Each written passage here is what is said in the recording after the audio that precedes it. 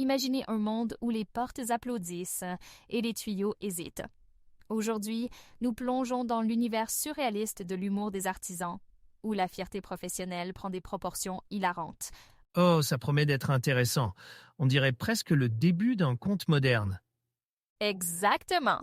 Notre histoire met en scène 3 artisans, un plombier, un électricien et un menuisier. Ils sont en pause déjeuner et, comme souvent dans ces moments-là, la conversation dérape vers une compétition de vantardise professionnelle. Ah, la fameuse surenchère du chantier. J'imagine déjà la scène.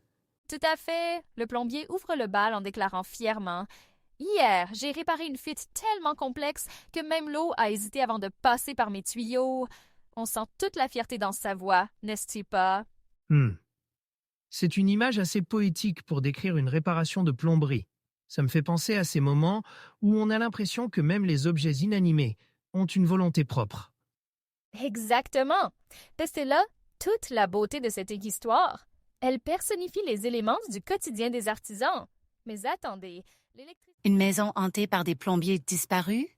Ça semble tiré par les cheveux, mais c'est pourtant l'histoire qui fait trembler toute une ville depuis des années. Oh là là, tu as piqué ma curiosité.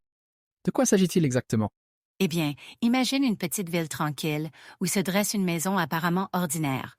Mais cette maison cache un secret terrifiant.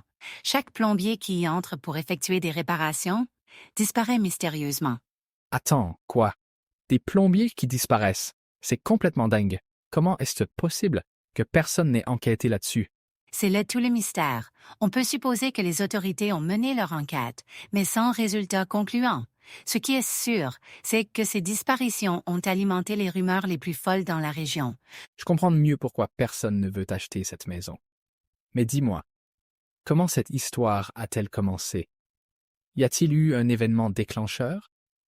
L'histoire que nous allons raconter aujourd'hui pourrait bien être cet événement déclencheur.